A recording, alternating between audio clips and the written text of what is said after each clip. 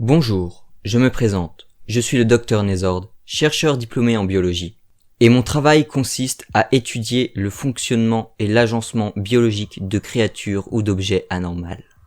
Et quand je parle de créatures ou d'objets anormals, je ne parle pas de l'araignée de 5 cm qui se cache sous ton lit, des poissons étranges qui peuplent le fond de nos océans, ou la poupée un peu trop flippante de ta petite sœur. Non, je parle de choses bien plus sombres et étranges dont l'existence même est un mystère. Reptiles immortels, ombres vivantes, hommes poulets, statues qui bougent, et même ours en peluche fait d'oreilles. Je travaille sur ce genre de choses. Vous ne me croyez pas, hein? Ouais, moi aussi je ne pensais pas croire à toutes ces choses avant que la Fondation me contacte. Mais maintenant que je l'ai mentionné, vous devez vous demander de quelle fondation est-ce que je parle. Eh bien, laissez-moi vous présenter mon employeur, la Fondation SCP. La Fondation SCP est, comme son nom l'indique, une fondation. Mais pas n'importe quel type de fondation. Elle ne vend pas de jouets en plastique ni même de smartphones. Et elle ne travaille pas dans l'agroalimentaire. Et pourtant, elle est la fondation la plus puissante qu'il y a sur Terre. Si aujourd'hui vous pensez être en sécurité et que les seules choses qui vous font peur sont un effondrement monétaire mondial, le réchauffement climatique ou une 3e guerre mondiale, c'est uniquement grâce à la Fondation SCP. Car sans elle, les problèmes évoqués juste avant seraient sûrement le dernier de vos problèmes, car notre société n'existerait sûrement plus. La Fondation, depuis sa création a déjà confiné ou détruit de nombreuses créatures ou objets anormaux qui auraient pu facilement détruire notre monde. Vous ne me croyez toujours pas, hein? Eh bien, laissez-moi vous convaincre. Vous devez sûrement connaître vos cours d'histoire, n'est-ce pas? D'après vous, depuis combien de temps l'espèce humaine existe? La réponse est 300 000 ans. 300 000 ans que Homo sapiens existe. Pourtant, seules les 4000 dernières années ont eu un impact sur les civilisations humaines. Ce qui veut dire que pendant près de 300 000 ans, l'homme aurait simplement erré sans but sur Terre, se cachant dans plusieurs grottes? Non, c'est impossible. Nous savons aujourd'hui que le développement et l'accumulation de connaissances dans le monde ont été largement freinés par de nombreuses religions, comme l'Église en Occident. Et depuis la Renaissance, donc à peu près 600 ans, nous avons accumulé plus de connaissances scientifiques qu'en 300 000 ans. C'est étrange, non? Pourquoi? Car avant, quand nous habitions dans des grottes ou que nous chassions simplement le gibier pour pouvoir survivre, il n'y avait pas d'autorité religieuse qui nous empêchait d'acquérir du savoir. Alors, pourquoi? Vous trouvez ça réellement logique? Laissez-moi rire. Ce n'est pas logique. Si pendant 300 000 ans, nous ne nous sommes pas développés davantage, c'est tout simplement car nous ne pouvions pas, ou plutôt car quelque chose, de nombreuses choses, nous en empêchait. Ces choses sont les anomalies de notre monde, des absurdités avides de destruction qui empêchaient les hommes de progresser et nous forçaient à nous terrer dans l'obscurité. Mais aucune chose n'est éternelle. Enfin, ou presque. Et ces anomalies ont commencé à se réduire en nombre, laissant le champ libre à l'humanité pour sortir dans la lumière et pouvoir enfin se développer. Mais pour combien de temps et à quel prix? Aujourd'hui, la Fondation SCP met tout en œuvre pour que l'humanité puisse rester paisible et dans l'ignorance de ces anomalies. En agissant de façon clandestine à l'échelle mondiale, la Fondation est au-dessus des lois, investie par l'ensemble des pays, et a la grande mission de confiner des objets, entités et phénomènes anormaux. Ces anomalies sont une menace significative pour la sécurité du monde, tant sur le plan physique que psychologique. La Fondation assure le maintien de la normalité pour que la population mondiale puisse vivre chaque jour à l'abri de la peur. Elle permet d'ôter la méfiance et le doute de chaque humain et permet la préservation de l'indépendance de l'espèce humaine vis-à-vis de toute force extraterrestre, extradimensionnelle ou extranormale. La mission de la Fondation SCP est triple pour assurer la survie de notre monde. Sécuriser La Fondation sécurise les anomalies dans le but de les empêcher de tomber entre les principales autorités civiles ou adverses, à travers une observation approfondie et une surveillance intensive, et en interceptant toute anomalie dès que l'opportunité s'y présente. Contenir. La Fondation confine les anomalies dans le but d'empêcher leur influence ou leurs effets de s'étendre, en relocalisant, dissimulant ou démantelant celles-ci, ou en empêchant toute prise de connaissance de leur existence par le public. Protéger. La Fondation protège l'humanité des effets de ces anomalies, autant que des anomalies elles-mêmes, jusqu'à ce qu'elles soient intégralement comprises ou que de nouvelles théories scientifiques expliquent leurs propriétés et leur comportement. La Fondation peut également neutraliser ou détruire les anomalies en dernier recours, si elles sont jugées trop dangereuses pour être confinées. Les opérations de la Fondation sont menées de façon secrète et clandestine à travers le globe pour réaliser les 3 missions primaires. Mais maintenant que je vous ai dit ça, vous devez vous demander où est le QG de la Fondation SCP et comment font-ils pour contenir ces fameuses anomalies? Eh bien, la Fondation SCP s'étend sur tout le globe dans des bases secrètes non connues du grand public et dans des emplacements reculés de toute civilisation.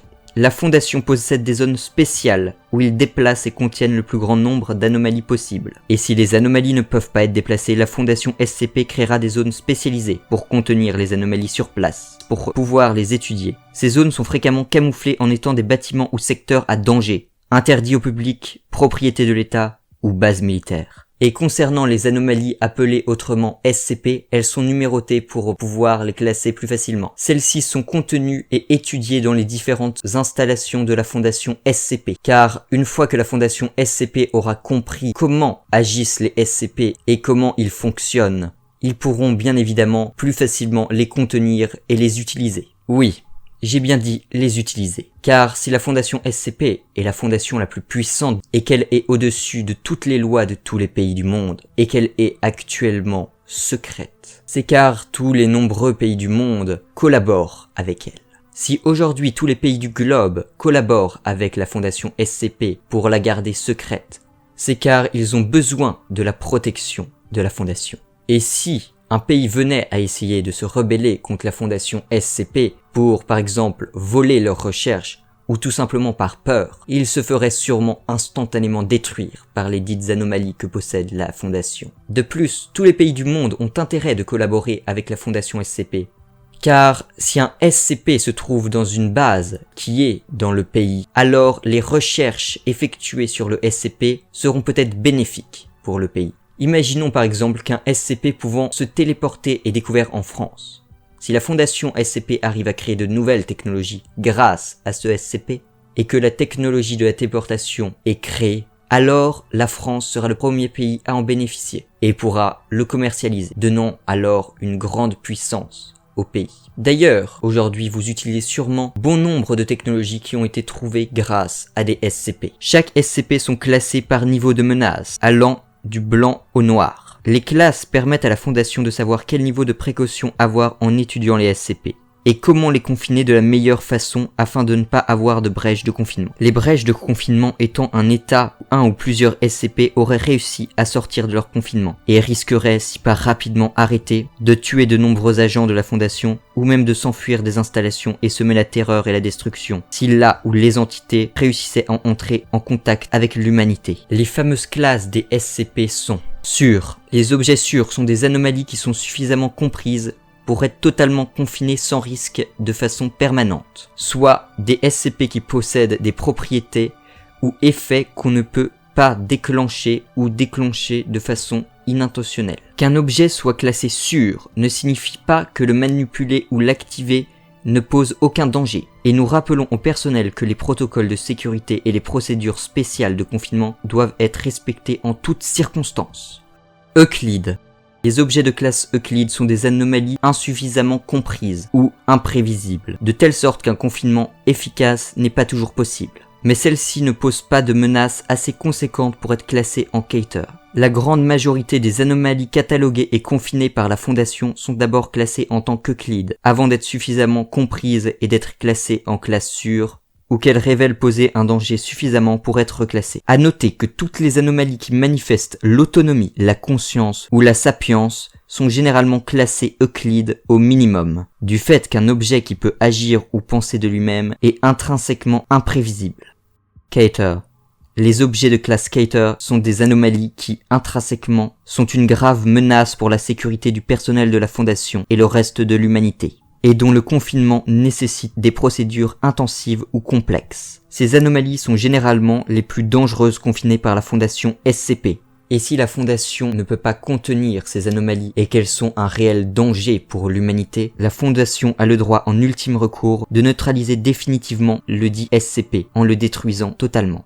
Il existe aussi d'autres classes, dites secondaires pour les SCP, comme la classe neutralisée. Les anomalies neutralisées sont celles qui ont perdu leurs caractéristiques anormales, soit parce qu'elles ont été intentionnellement ou accidentellement détruites, désactivées, ou soit parce qu'elles ne produisent plus ni ne manifestent plus aucun effet anormal. Mais il faut tout de même faire attention aux SCP neutralisés, car celles-ci pourraient potentiellement retrouver leurs propriétés anormales ou réapparaître dans le futur. Expliquées. Les anomalies expliquées sont complètement et parfaitement comprises, de telle sorte que leurs effets peuvent désormais être expliqués par la science conventionnelle, ou ont été identifiés comme étant une chose normale et non plus un SCP. Les SCP dits expliqués sont souvent répandus et publiquement connus au point que le confinement n'est plus possible. Il existe aussi des classes spéciales très rares, comme la classe Thomiel. La classe Thomiel sont des SCP permettant de confiner ou annuler les effets d'autres SCP.